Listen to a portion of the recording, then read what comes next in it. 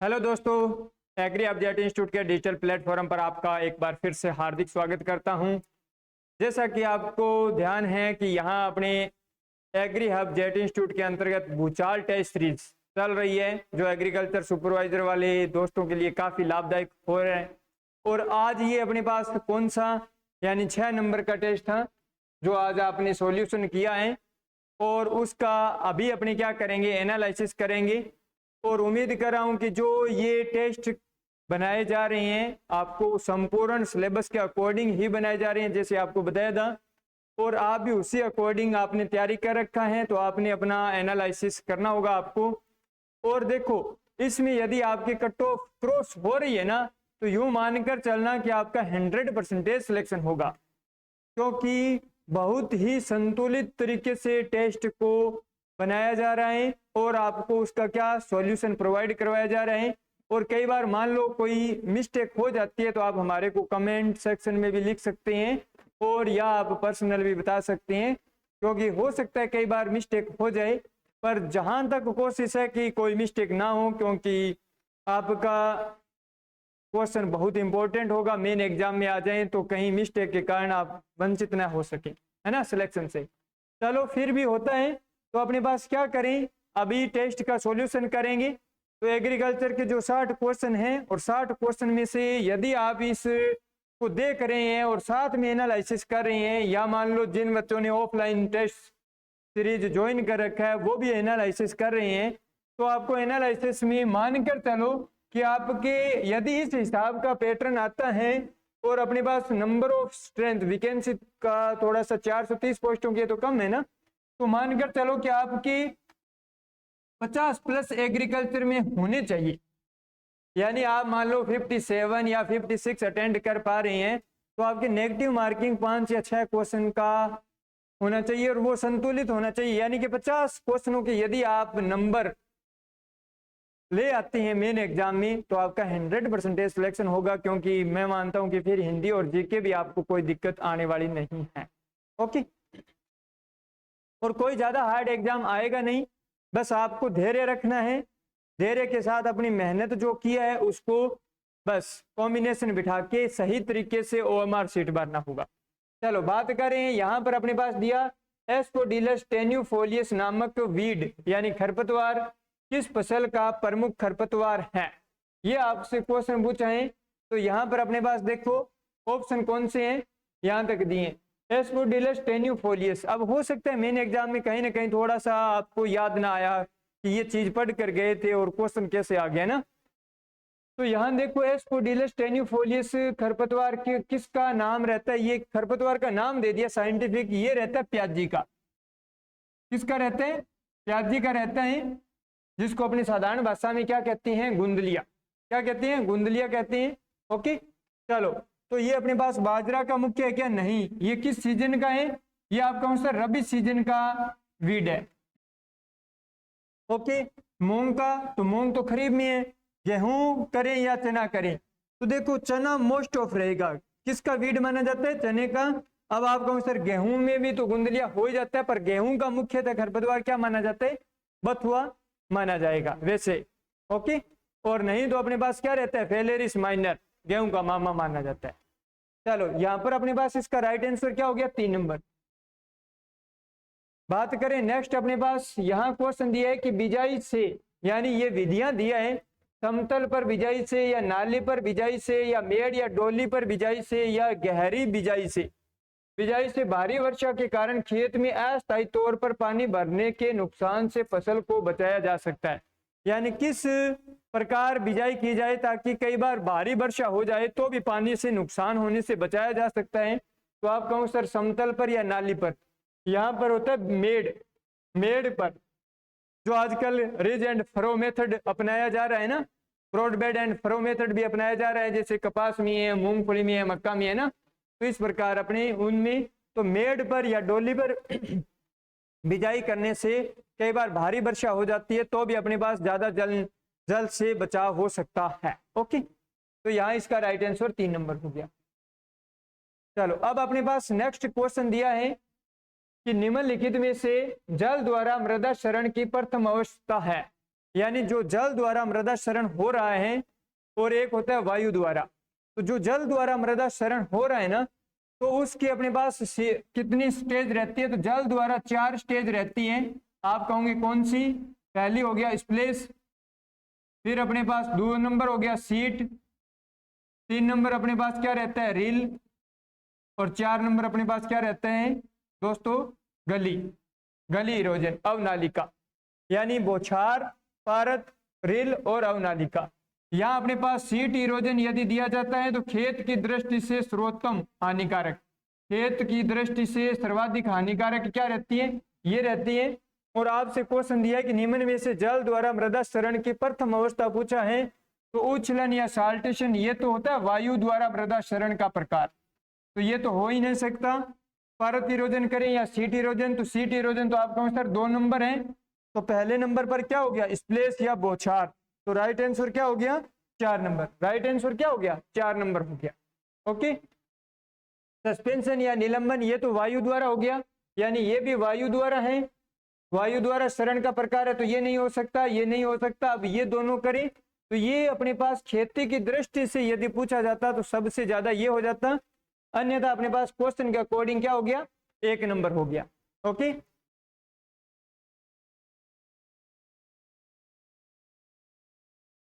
धरती से ऊंचाई तक, यानी अब देखो पृथ्वी से है ऊंचाई तक अपने दिया है, ऊंचाई के साथ के आधार पर वायुमंडल को आमतौर पर 4 मुख्य परतों में बांटा गया है, यानी कि किसको आधार मानते हुए वायुमंडल का वर्गीकरण किया गया है? एटमॉस्फेयर का।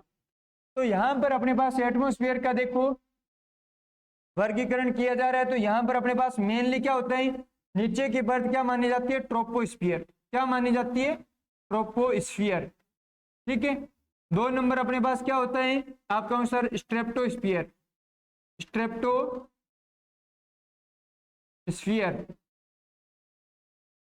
3 नंबर अपने पास क्या हो जाएगा? मीजोस्फियर।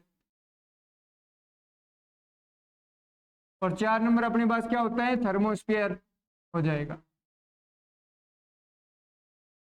ओके। तो यहां पर इनको किसके आधार पर बांटा गया? इनको तापमान को बेस के आधार पर, वायुमंडल में दबाव के अंतर में नहीं, वायु गति में अंतर को, आर्द्रता में अंतर को नहीं, तापमान में अंतर को, तापमान को आधार मानते हुए वर्गीकृत किया गया है। यानी जब अपने पास ऊंचाई में जाते हैं, ऊंचाई में जाते हैं, मान लो ये ट्रोपोस्फियर जोन है, जैसे जैसे अपने ऊंचाई में गया तो टेम्परेचर क्या हो जाएगा? डिक्रीज हो जाएगा।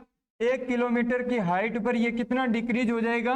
ये अपने पास 6.5 डिग्री सेंटीग्रेड तापमान डिक्रीज हो जाता है, और इसको एक नाम दिया जाता है क्या? Lapse rate. क्या नाम दिया जाता है? लैप्स रेट, अपहासित दर। ओके। ये अपने पास क्या हो जाएगा? इसका 4 पॉइंट क्वेश्चन बन जाता है, हो जाएगा याद। ओके। दूसरा आपको क्वेश्चन दिया जाता है कि ओजोन मंडल किस में रहती है? स्ट्रेप्टोस्फीयर में होती है। वायुमंडल की सबसे ठंडी परत क्या मानी जाती है? मीजोस्फीयर मानी जाती है। थर्मोस्फीयर के नीचे कौन सा होता है? आइनोस्फीयर होता है, जहां से विश्व में जो संचार कम्युनिकेशन सिस्टम प्रणाली चल रही है वो आइनोस्फीयर से चल रही है। ओके। चलो बात करें यहां पर नेक्स्ट अपने पास, किस शाकनाशी के छिड़काव के कारण, किस शाकनाशी के छिड़काव के कारण क्या यहाँ पर पत्ते, कपास के पत्ते मनुष्य के हाथ के पंजे जैसे हो जाते हैं? तो ये अपने पास 2,4-D आइसोप्रोटेरोन या पेंडामेथिलिन या पैराक्वाट, तो ये स्टूडेंट्स क्या हो जाता है? 2,4-D के कारण हो जाता है। किसके कारण हो जाता है? 2,4-D के कारण हो जाता है।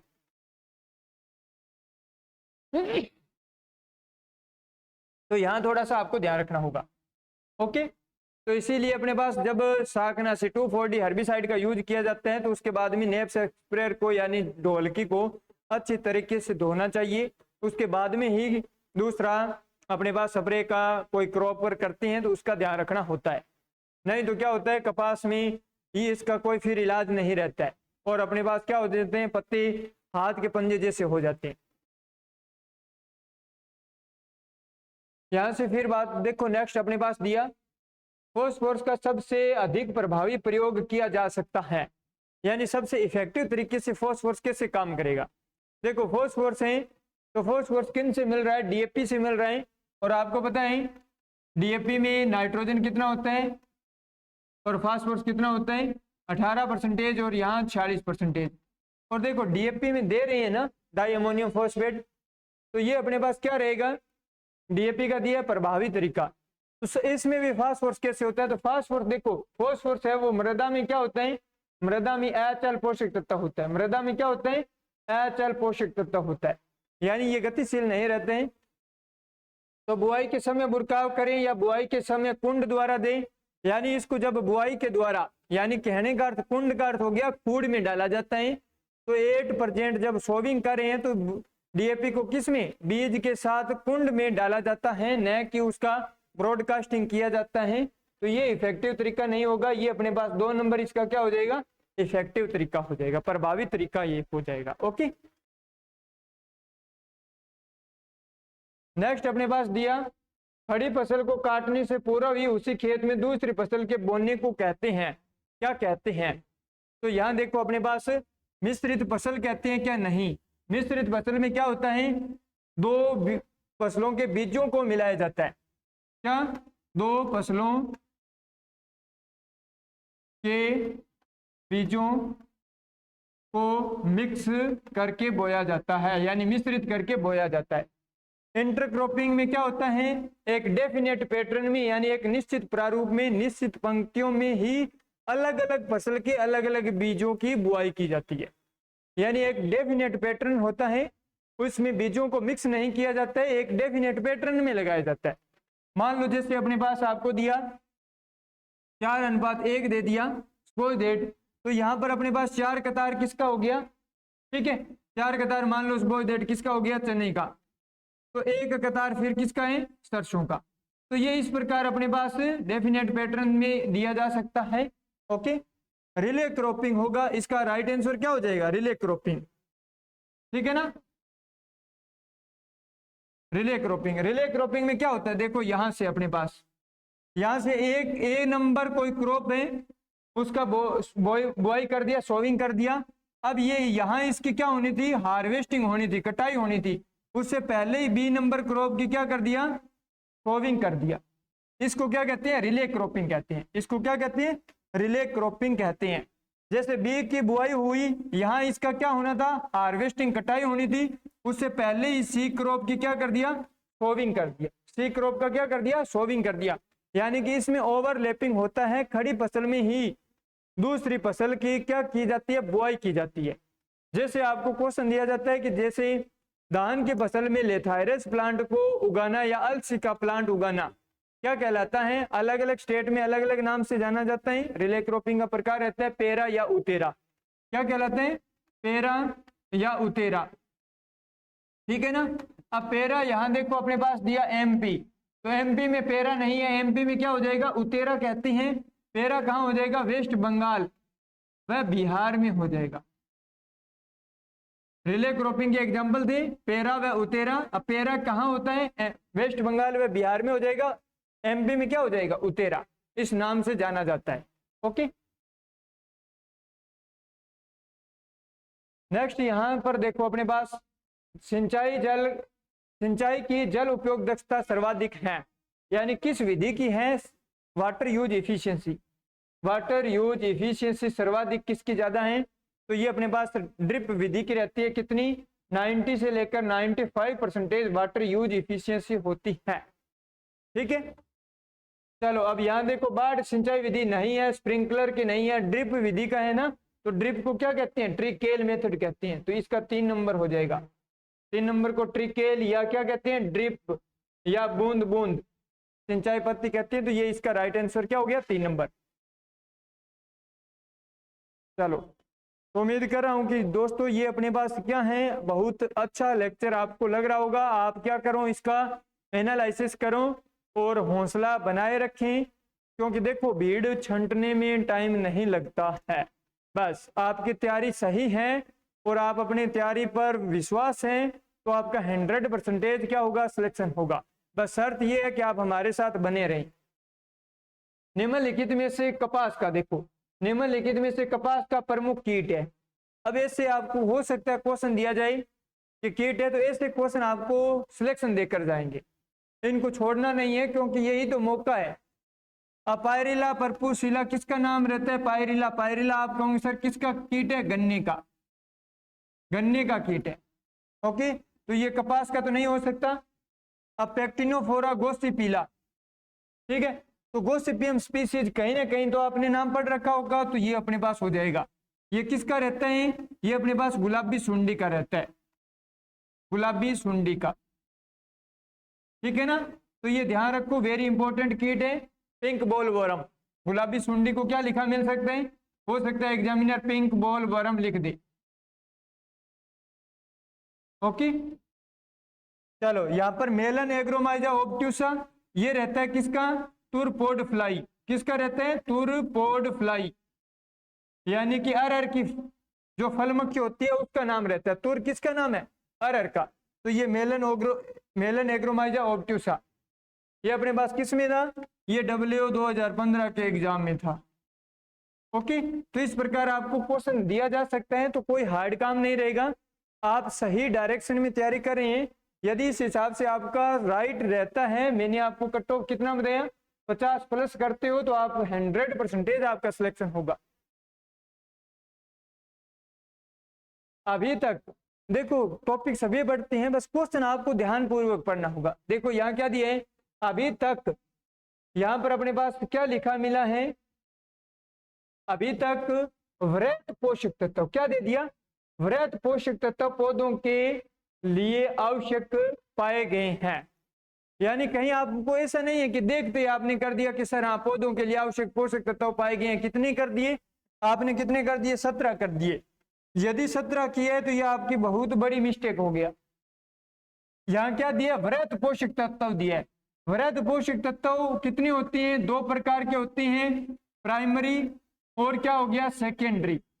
और प्राइमरी में कौन कौन से होती हैं? NPK, nitrogen phosphorus potash. या सेकेंडरी द्वितीयक में क्या हो जाते हैं? कैल्शियम, मैग्नीशियम और क्या होते हैं? सल्फर। तो ये काउंट करें तो 3 और 3 क्या हो गए? 6। तो यहाँ दिया है कि अभी तक वृहत पोषक तत्व पौधों के लिए आवश्यक पाए गए हैं। पौधों के लिए वृहत पोषक तत्व हैं जो कितनी आवश्यक होते हैं? तो वो 6 ही हैं। कहीं यदि 17 किए हैं तो आपका क्या हो गया? गलत हो गया। क्वेश्चन को ध्यान पूर्वक पढ़ना होगा। यदि यहाँ लिखा कि अभी तक पोषक तत्व या कुल पोषक तत्व पौधों के लिए आवश्यक पाए गए हैं तो 17 होता, ठीक है ना। तो ये आपका यहाँ राइट आंसर क्या हो गया? 2 नंबर। यहाँ नेक्स्ट क्वेश्चन क्या दिया है? नेक्स्ट क्वेश्चन दिया है कि पौधों का दिन में रोशनी की अवधि यानी डे लेंथ के प्रति रिस्पॉन्स क्या कहलाता है? तो डे के आधार पर, डे लेंथ के आधार पर अपने short day plant, day neutral plant, long day plant करते हैं। तो वो किसके आधार पर है? उसको एक नाम दिया जाता है फोटो पीरियोडिज्म। क्या नाम दिया जाता है? फोटो पीरियोडिज्म, जिसको हिंदी में क्या कहते हैं? प्रकाश पर दीप्तकालिता। प्रकाश पर दीप्तकालिता, ठीक है, फोटो पीरियोडिज्म। ये कंसेप्ट किसने दिया था? गार्डनर और एलार्ड नाम के साइंटिस्ट थे। गार्डनर एवं एलार्ड नाम के साइंटिस्ट थे, उन्होंने दिया था। तो यह फोटो पीरियोडिज्म, तो फोटोट्रोपिज्म नहीं होता है, थर्मो पीरियोडिज्म, ये तो ताप पर दीप्तकालिता हो गया। जियोट्रोपिज्म यानी भूमि की ओर गुरुत्वाकर्षण। फोटो पीरियोडिज्म ये अपने पास प्रकाश पर दीप्तकालिता। और राइट आंसर क्या हो गया? 4 नंबर हो गया। ओके, अब अपने पास बात कर रहे हैं नेक्स्ट, मक्का की फसल हेतु सर्वोत्तम उपयुक्त मृदा है मिश्रित काली मिट्टी, लाल लोमी मिट्टी, लाल पीली, भूरी रेतीली। तो यहां पर अपने पास क्या दिया? ये अपने पास 2 नंबर हो जाएगा। ओके, नेक्स्ट अपने पास the nature and properties of soil पुस्तक के किसके द्वारा लिखी गई है? तो कई बार देखो दोस्तों पूछा जा सकता है कि कौन सी पुस्तक किसके द्वारा लिखी गई है, तो ये भी हो सकता है, या कौन सी पत्रिकाएं कहां से प्रकाशन की जाती है, ये भी पूछा जा सकता है। तो ध्यान रखना होगा। डॉक्टर DS क्लेर नहीं, जेथ्रो टूल द्वारा थी हॉर्स होइंग हजबेंड्री, 3H नामक पुस्तक थी हॉर्स होइंग हजबेंड्री। पीटर डिक्रेसेंजी ने बुक लिखा था ओपस रूरेलियम कामोधरम। कौन सा? ओपस रूरेलियम कामोधरम। ऐसे आपको याद कर लेना होगा। तो इसका राइट आंसर क्या हो गया? NC ब्रेडी। NC ब्रेडी हैं, इनके राइट आंसर क्या हो जाएंगे? 4 नंबर। नेक्स्ट अपने पास क्वेश्चन दिया कि मोंटमोरिलोनाइट क्ले में सिलिका और एल्यूमिनियम परतों का क्रमशः अनुपात कितना होता है, या ये किस क्रम में सीक्वेंस होता है। तो मोंटमोरिलोनाइट में क्या होता है 2:1। 2:1 का अर्थ क्या होता है, 2 परत होती है सिलिका की, 2 परत किसकी होती है, सिलिका की, और 1 परत क्या होती है, 1 परत होती है अपने पास एल्यूमिनियम की। ठीक है ना, ये इस सीक्वेंस में रहता है। ओके चलो, तो यहां पर इसमें अपने पास क्या हो जाएगा, राइट आंसर 3 नंबर। 1:2 करें या 2:2, तो ये अपने पास 2:1 हो जाएगा। दलहनी हरे चारे की रानी है, यानी कि कौन सा लेग्यूम में जो हरे चारे का रानी कहलाता है, यानी क्वीन ऑफ फॉडर क्रॉप्स। तो देखो राजा, आपको क्या बताया था, राजा रिज का नहीं है, राजा रिज का नहीं है, ऐसे याद करना होगा। राजा रिज का नहीं है तो रिज का क्या होगा, रिज का आप कहोगे सर रानी होगी, क्या होगी, रानी होगी। ठीक है ना, तो यहां पर अपने पास बरसीम मक्का रिजका करी, तो ये क्या हो जाएगा, रिजका। और सपोज दैट एक बार एग्जामिनर ने क्या किया था, यहाँ बरसीम मक्का रिजका ऑप्शन में नहीं दिया था, गेहूं दे दिया, और यहां दे दिया मान लो चौड़ा, तो उसने माना क्या था, ये माना था। जब बरसीम रिजका ऑप्शन में नहीं है तो बरसीम माना था। ठीक है, पर यदि आपको पास दे रखा है ना, तो ये अपने पास रिजका राइट रहेगा। ओके, अब यह रॉन्ग हो जाएगा बरसीम। चलो बात करो नेक्स्ट, यहां पर गेहूं की बोने किस्मों की बुआई की गहराई है, गेहूं के बोने किस्मों की बुआई की गहराई कितनी रखती हैं। वैसे देखो जो गेहूं है उसकी गहराई किस पर डिपेंड करती है, कोल्यूप्टाइल की लेंथ पर डिपेंड करती है। किसकी, कोल्यूप्टाइल की लेंथ पर डिपेंड करती है। तो इस हिसाब से बोनी किस्मों का दिया है यहाँ पर, तो यहाँ पर एवरेज कितना रखा जाता है, 4 से 5 सेंटीमीटर, 6 से 7, 2 से 3, तो ये 3 नंबर इसका क्या हो गया, राइट आंसर हो गया। ओके नेक्स्ट यहां पर अपने पास क्वेश्चन दिया है, काबुली चने में कतार से कतार की दूरी सेंटीमीटर में रखते हैं। तो एक तो होता है देसी चना और एक होता है काबुली चना। ठीक है ना, तो यहां पर साइसर एरेटिनम देसी, साइसर काबुलिनम क्या हो गया, काबुली चना। देसी चने में 14 क्रोमोसोम नंबर, इसमें 16 होते हैं। तो उसी प्रकार अपने पास देसी चने में क्या रखते हैं, 30 × 10 सेंटीमीटर रखते हैं देसी में। तो यहाँ पर ये तो नहीं होगा, 22.5 ये भी नहीं होगा। अब इन दोनों में रिस्क लें तो ये होता है 45 × 15 सेंटीमीटर या 10 से 15 सेंटीमीटर रखी जाती है। तो इसमें अपने पास रो से रो डिस्टेंस पूछा है, तो क्या हो जाएगा, 3 नंबर इसका राइट हो जाएगा। ओके चलो, मृदा के आंतरिक संतुलन संतुलित पोषण प्रदान करने की क्षमता क्या कहलाती है, मृदा उत्पादकता नहीं, मृदा उर्वरता, हाँ, यानी कि मृदा की क्षमता क्या होगी, या यूं कहो कि जैविक भौतिक रासायनिक शक्तियों के योग को क्या कहते हैं, उर्वरता कहते हैं। ओके, तो ये अपने पास अलग अलग तरीके से डेफिनेशन है। कहने का अर्थ है कि पौधों को पोषक तत्व प्रदान करने की जो कैपेसिटी होती है मृदा की, वो क्या कहलाएगी, अपने पास सॉइल फर्टिलिटी कहलाएगी। ओके, यहाँ क्वेश्चन दिया, निम्न में से इंडियन शुगर केन यानी भारतीय गन्ना कौन सा है। तो भारतीय गन्ना कौन सा है, सेकेरम मुंजा नहीं है, सेकेरम स्पॉन्टेनियम ये अपने पास विल्ड प्रजाति रहती है, नहीं है। अब बारबरी करें कि ओपीसी नेरम करें, तो सेकेरम बारबरी क्या रहता है, भारतीय गन्ना रहता है। इसका राइट आंसर 3 हो गया। सेकेरम ओपीसी नेरम क्या रहता है, नोबल केन, क्या माना जाता है, ये नोबल केन माना जाता है। ओके, नोबल केन ध्यान रखना होगा। नेक्स्ट अपने पास ये क्वेश्चन आया है, अर्का सूर्यमुखी किस फसल की प्रमुख किस्म है। तो अर्का सूर्यमुखी कहीं आपने हो सकता है देखा, कद्दू करें, मोट करें, मूंग करें, सूर्यमुखी करें, तो ज्यादातर स्टूडेंट सूर्यमुखी कर देते हैं, तो ये सूर्यमुखी की नहीं है। अर्का सूर्यमुखी किसकी किस्म है, कद्दू, यानी कि कहने का अर्थ हो गया पंपकिन, किसकी है, पंपकिन की है। ओके, कद्दू की है वेराइटी। ओके, वेरी इंपॉर्टेंट रहता है, ध्यान रखना होगा। चलो इस प्रकार अपने पास क्या हो गए, 20 क्वेश्चन एग्रोनॉमी की कंप्लीट होगी। आप कहोगे सर एग्रोनॉमी बहुत बड़ी लेंथ की सिलेबस है और क्वेश्चन आपने क्या दिए, सिंपल ही दिए हैं, तो स्टूडेंट्स टेंशन नहीं लेना है, इसी प्रकार के क्वेश्चन आपको मिलेंगे। आप इस पैटर्न के अकॉर्डिंग क्या करो, एनालिसिस करते रहो। जो स्टूडेंट मान लो अभी तक ऑफलाइन ज्वाइन नहीं किया है तो आप ऑफलाइन बेंच जरूर ज्वाइन करो ये भूचाल टेस्ट सीरीज का, क्योंकि इसमें आपकी अपनी तैयारी जांचने का बहुत अच्छा मौका है। और यदि आप ऑफलाइन में जो कहीं गलती करती हैं तो उससे अपने को क्या मिलती है, सीख मिलती है। कहीं यूं मत सोचना कि टाइम बर्बाद हो रहा है, वहां जा रहे हैं टाइम है नहीं, तो आप अपना एनालिसिस करने का मौका रहता है। ऑनलाइन और ऑफलाइन में दिन और रात का डिफरेंस रहता है, ठीक है। तो आपको यहाँ पर एक तो प्रॉपर 1.5-2 घंटे पूरा मैनेजमेंट के साथ बैठना पड़ेगा। आप कितने टाइम में कैसे क्वेश्चन करें, इन सब चीजों का आप आकलन करोगे। क्या पता आप ओएमआर सीट भरने में कहीं गलती हो रही है, तो यदि मेन एग्जाम में हो गया तो फिर क्या करोगे। ओके, इस बात को थोड़ा सा समझो, कोई दिक्कत नहीं है, कोई ज्यादा हार्ड काम नहीं है, आपके लिए दिन रात मेहनत कर रहे हैं, तो सोचो ये संस्थान आपको अच्छा मौका प्रोवाइड करवा रही है।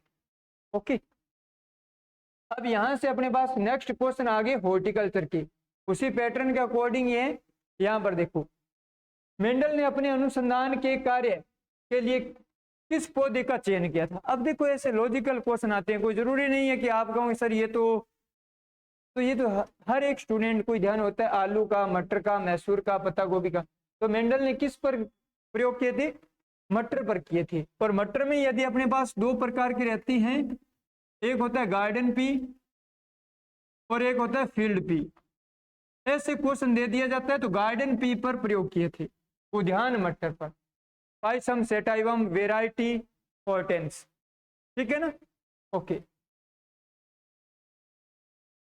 खजूर का प्रसारण यानी कि खजूर में प्रवर्धन किससे किया जाता है, बीज द्वारा, राइजोम से, क्लिकाइन से, नहीं, अंतःभूस्थादि से। याद दिया जा सकता है ऑफ शूट, किसके द्वारा, ऑफ शूट के द्वारा किया जाता है। लगभग इसमें वजन लिया जाता है बच्चों 8 से 12 किलोग्राम एक ऑफ शूट का वजन लिया जाता है, तो ये आपको ध्यान रखना होता है, ठीक है। चलो बात करें नेक्स्ट, यहां पर देखो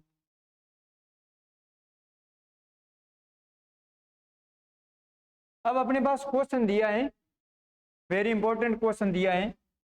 कौन सा है, देखो यहां से क्वेश्चन ये दिया है कि एक किसान अनार का बगीचा षटभुजाकार विधि हेक्सागोनल मेथड से लगाना चाहता है। वह पंक्ति से पंक्ति की दूरी कितना रखना चाहता है, 10 मीटर रखना चाहता है। तो कुल कितने पौधे प्रति हेक्टेयर आवश्यकता रहेगी। अब यदि मान लो 10 × 10 मीटर के हिसाब से देखो 1 हेक्टेयर में लगाना चाह रहा है, ठीक है। तो यहाँ पर प्रति हेक्टेयर दिए हैं, मीटर स्क्वायर एरिया हो गया, स्पेसिंग कितना हो गया, 10 × 10 हो गया। तो ये अपने पास कितने प्लांट लग गए, यहाँ 100 प्लांट लग गए। ऐसे आइडिया लगा लिया आपने। दूसरा, इस क्वेश्चन को करने का तरीका बता रहा हूं। षटभुजाकार में आपको देखो ये विधि किससे हिसाब से थी, ये आपको सर वर्गाकार के, वर्गाकार से ऐसे लगती हैं। तो षटभुजाकार में आप आइडिया लगाओ कि वर्गाकार की तुलना में, वर्गाकार की तुलना करते हैं इसे तो 15% क्या पौधे अधिक लगते हैं, 15% पौधे अधिक लगते हैं। तो यहाँ कितना करोगे आप, 115 प्लांट कर दोगे। ओके, तो ये इस हिसाब से अपने पास थोड़ा सा लॉजिकल क्वेश्चन बन जाता है। वैसे आप यदि हेक्सागोनल मेथड में बात करते हैं कि कैसे निकाला जाता है प्लांटिंग स्पेसिंग, तो ये थोड़ा सा क्या होता है, इसमें रेखांकन बहुत जटिल होता है। ऑफलाइन यदि जब क्लास आप अटेंड करोगे तो आपको उसमें करवाया जाता है। ओके, फूल गोभी का खाने योग्य भाग, फूल गोभी का खाने योग्य भाग है कार्ड है, हेड है, स्वोलन स्टेम है, यानी स्वोलन स्टेम का अर्थ हो गया फूला हुआ तना। तो ये अपने पास फूल गोभी का होता है कार्ड, पत्ता गोभी का होता है हेड, और नोल खोल गांठ गोभी का होता है स्वोलन स्टेम। ओके, तो इसका राइट आंसर क्या हो गया, 1 नंबर। यहाँ ये हेड नहीं होगा, यहाँ ये स्वोलन स्टेम नहीं होगा। फलों से जेली बनाने का मुख्य अवयव है, यानी फलों से जेली बनाते समय किस अवयव पर कंपोनेंट को विशेष ध्यान में रखा जाता है, शक्कर पर, विटामिन पर, पैक्टिन। पैक्टिन होना चाहिए फलों में, किसकी मात्रा होनी चाहिए, पैक्टिन की मात्रा होनी चाहिए। ओके, यहाँ अपने पास क्वेश्चन दिया निम्नलिखित में से फल सब्जी कौन सी है। सर फल और सब्जी दोनों ही पूछ लिया क्या? नहीं, फल यानी फ्रूट टाइप सब्जी कौन सी है, फ्रूट वाली सब्जी कौन सी है? तो आलू क्या है? आलू क्या होता है? रूपांतरित तना। आलू क्या होता है? रूपांतरित तना होता है, न कि जड़। तो ये तो नहीं हुआ। यहाँ पर टमाटर क्या है? टमाटर का खाने योग्य भाग क्या है? फल है। तो ये अपने पास राइट आंसर हो जाएगा। मूली क्या है? जड़ है। शकरकंद क्या है? जड़ है। ओके, तो ये ध्यान रखोगे। चलो अब यहाँ पर नेक्स्ट क्वेश्चन कौन सा मिला है अपने पास? इसबगोल की बीज दर क्या है? इसबगोल की बीज दर क्या है? 6 से 8।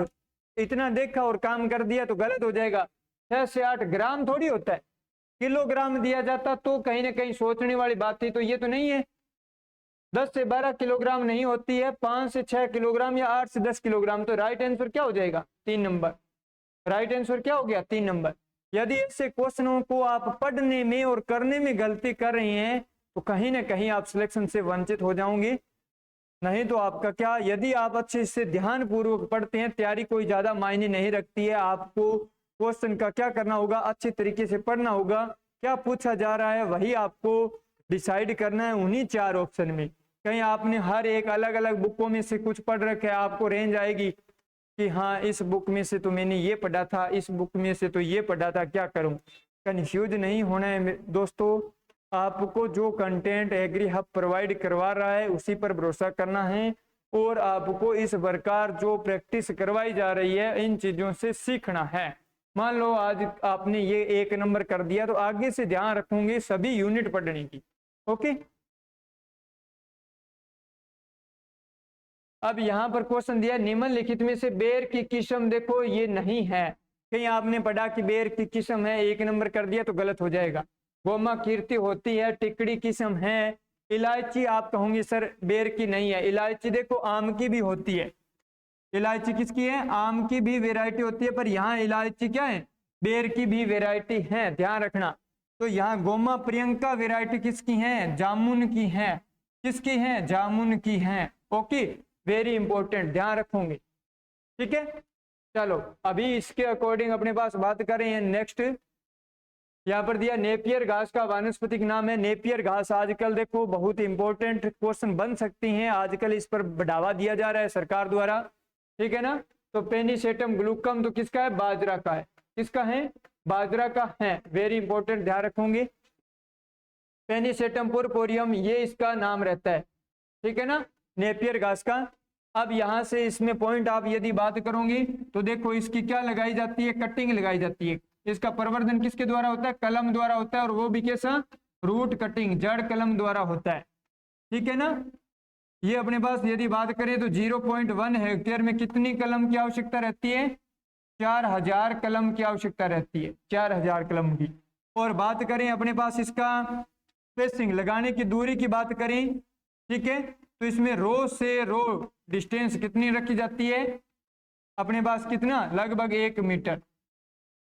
ठीक है ना, ये रखा जाता है। प्लांट में अपने पास लगभग 1 से 1.5 प्लांट की डिस्टेंस देखी जाती है, तो 1 से 1.5 फीट की रखी जाती है।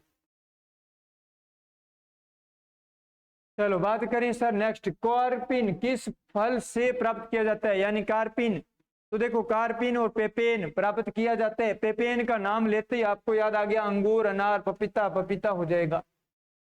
ओके, कच्चे फलों से प्राप्त किया जाता है। नेक्स्ट यहाँ पर क्वेश्चन दिया गुलाब में कलिकाएं, यानी कि अपने पास गुलाब का प्रवर्धन करते हैं सर बडिंग द्वारा, है ना, बडिंग द्वारा करते हैं। ओके, सील्ड बडिंग भी लिया जाता है और टी बड भी लेते हैं, है ना। तो ज्यादातर मोस्ट ऑफ सील्ड बडिंग लिया जाता है और हार्डवुड कटिंग भी करते हैं। हार्डवुड कटिंग करते हैं, ये किस में? विल्ड प्रजाति में करते हैं। यदि आपको खेती योग्य दिया है तो खेती योग्य दिया जाता है तो सील्ड बडिंग करते हैं। क्या करते हैं? सील्ड बडिंग करते हैं, है ना। कलिकाइन द्वारा प्रवर्धन करते हैं, और कलिकाइन का उपयुक्त समय क्या रहता है? दिसंबर, जनवरी, जुलाई, अगस्त, मई, जून, मार्च, अप्रैल। तो इसमें 1 नंबर हो जाएगा। क्या हो जाएगा? 1 नंबर राइट आंसर हो जाएगा। क्या हो जाएगा? 1 नंबर इसका राइट आंसर हो जाएगा। ओके, चलो बात कर रहे हैं सर नेक्स्ट। बैंगन के लिटिल लीफ रोग का कारण क्या है? लिटिल लीफ रोग सर वायरस जनित है क्या? नहीं, वायरस जनित नहीं होगा। ये अपने पास जीवाणु जनित करें, कवक जनित नहीं, वायरस जनित भी नहीं है। ये होता है माइकोप्लाज्मा या फाइटोप्लाज्मा लिखा मिल सकता है। तो ये अपने पास वेरी इंपॉर्टेंट हो जाएगा। ओके, नेक्स्ट अपने पास कौन सा देखो यहाँ पर देखो, निम्नलिखित में से कौन सा सूक्ष्म जीव डिब्बाबंदी फल व सब्जियों में संपूर्ण विषाक्तता यानी फेटल पॉइजनिंग घातक विषाक्तता कर सकता है, उत्पन्न करता है? कौन सा करता है? वेरी इंपॉर्टेंट रहता है। तो ये एज क्या है? बैक्टीरिया रहता है। बैक्टीरिया में कौन सा है? मान लो बात करें Clostridium botulinum, Rhizoctonia solani, Aspergillus flavus, Penicillium notatum. कवक है ना, जो बैक्टीरिया नहीं है, सॉरी कवक है। तो यहाँ पर अपने पास ये अपने पास क्या हो गया? ये हो गया 1 नंबर। चलो नेक्स्ट अपने पास बात करें यहां से देखो, TSS टोटल सोल्यूबल सॉलिड यानी कुल घुलनशील ठोस द्वारा ज्ञात किया जाता है। किसके द्वारा ज्ञात किया जाता है? Refractometer, piezometer, salometer, jellymeter. तो 1 नंबर हो जाएगा। इसका राइट आंसर क्या हो जाएगा? 1 नंबर। TSS की बात करते हैं, ये मान किस में आता है? ये ब्रिक्स में आता है। किस में आता है? ब्रिक्स में आता है। पीजोमीटर क्या होता है? वाटर डेप्थ ऑफ वाटर यानी कि जल की गहराई, डेप्थ ऑफ वाटर जल की गहराई ज्ञात करने में काम में लेते हैं, या समुद्र तल की गहराई सी लेवल का बात करते हैं। सेलोमीटर में नमक से, जेल मीटर पैक्टीन की मात्रा ज्ञात करने में। तो यहां पर अपने पास राइट आंसर 1 नंबर हो गया।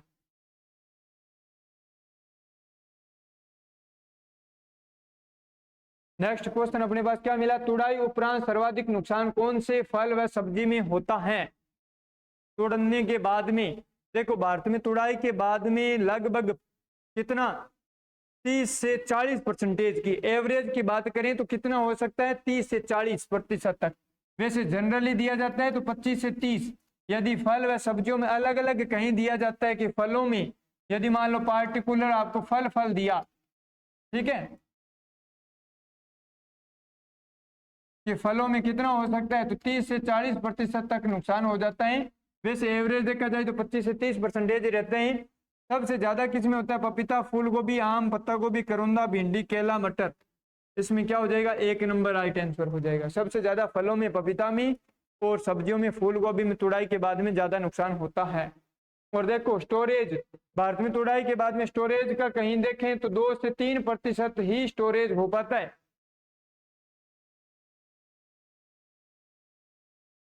सर्वाधिक वसा किस फल में पाई जाती है? आंवला, काजू, बादाम, अखरोट। अखरोट में पाई जाती है। क्या हो जाएगा? सबसे ज्यादा वालनट का क्रम हो जाएगा। अब देखो CAW है ना, तो सबसे ज्यादा वसा का क्रम दिया जाए तो ए से हो जाएगा। वसा का क्रम दिया सबसे ज्यादा किस में है? वालनट में, अखरोट में, फिर आलमंड में, फिर कैश्यूनट में।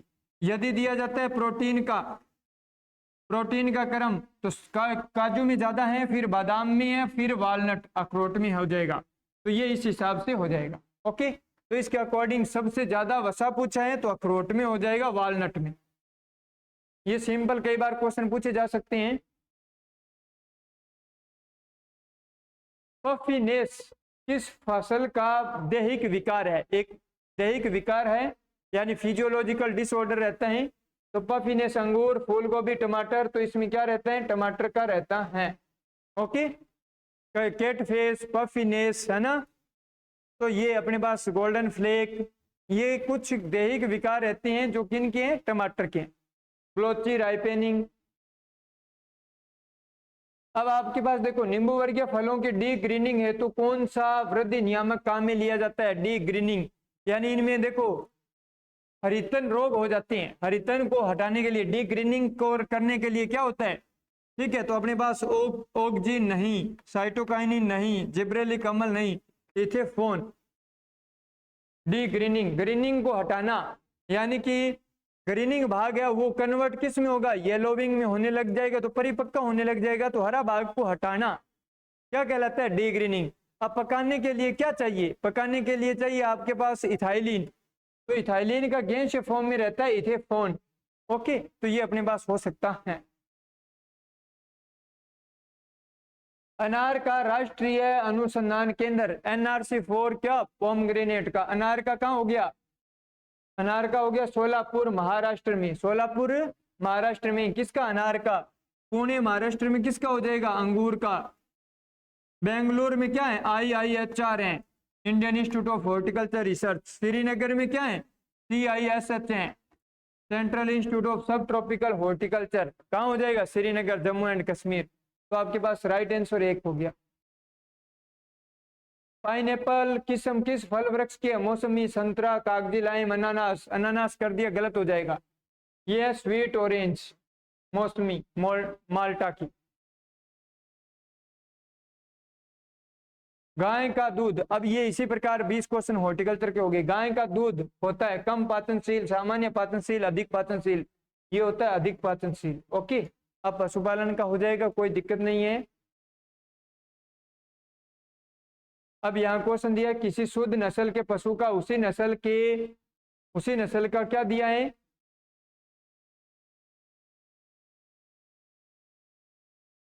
संबंधित पशु से संकरण कहलाता है।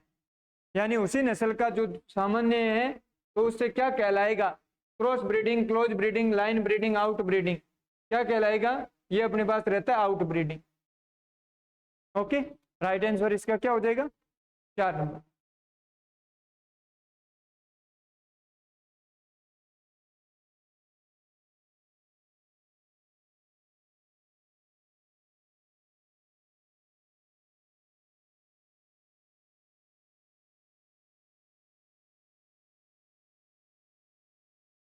अब यहां पर अपने पास दिया, बारबरी नस्ल का उत्पत्ति स्थान है दक्षिणी अफ्रीका, पूर्वी अफ्रीका, भारत या इराक।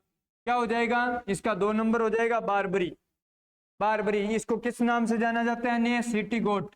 इसको किस नाम से, सिटी गोट भी कहते हैं, क्योंकि एक बार में 2 बच्चा देती है और साल में 2 बार देती है, ये भी होता है। ओके, नेक्स्ट यहाँ देवनी नस्ल है।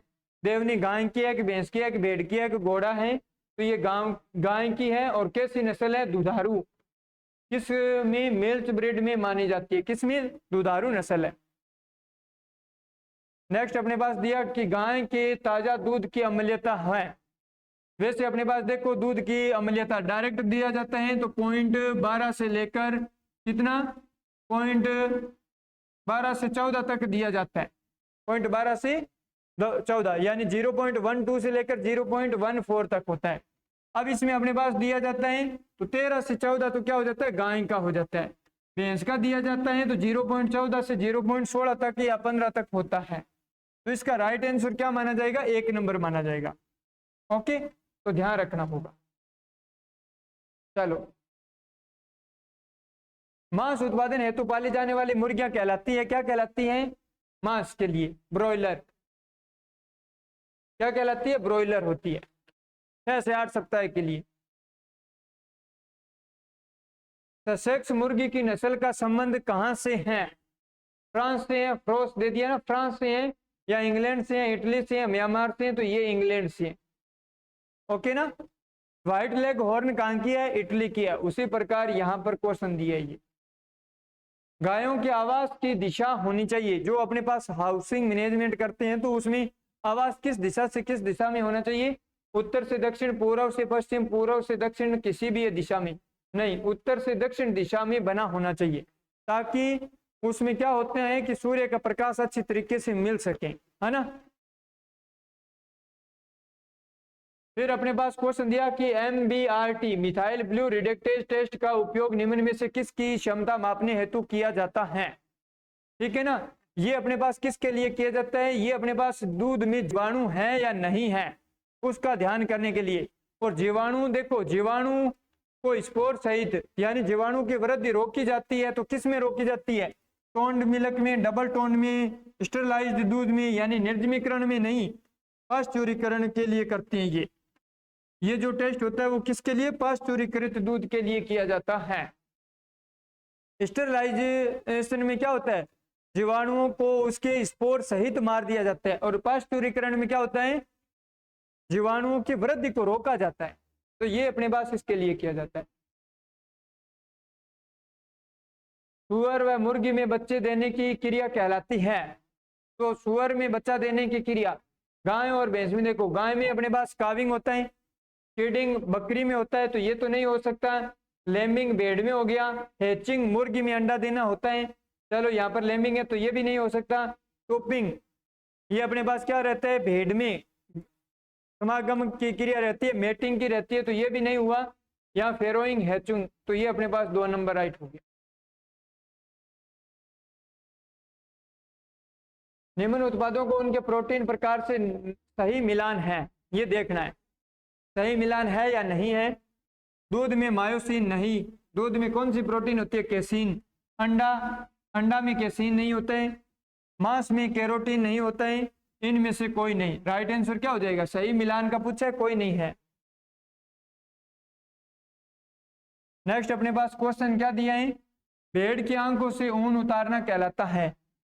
कोल्ड ऊन नहीं। चियरिंग, चियरिंग होता है कि भेड़ के शरीर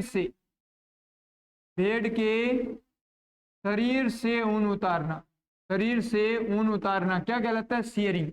क्लिपिंग क्या कहलाता है, पशु के बालों को उतारना, पशु के शरीर से बालों को उतारना। ठीक है, तो ये दोनों ही नहीं हुए।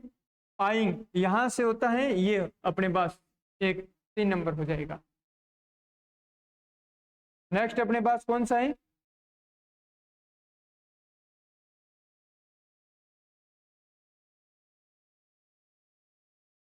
वह औषधि जो दर्द को कम कराने का कार्य करती है, कम करने का कार्य करती है, कराने का। जवर रोधी तो जवर ताप को कम करेगी, कफ रोधक कफ को कम रखेगी। ठीक है, कृमि हारक नहीं होगा। पीड़ा हारी, पीड़ा यानी दर्द को कम करेगी, 4 नंबर हो जाएगा। नेक्स्ट क्वेश्चन दिया, भैंस का वैज्ञानिक नाम है, यानी कि जंतुक नाम लिखा है, मिल सकता है, या साइंटिफिक नेम। बोस रेडिक्स नहीं है, इंडिक्स होता है, बोस इंडिक या इंडिकस। ये तो देसी गाय का हो गया। कैप्रा हिरकस बकरी का होता है। बोस टार्सस विदेशी गाय का हो गया। तो राइट आंसर इसका हो जाएगा 3 नंबर, बोवेलिस बुएलिस।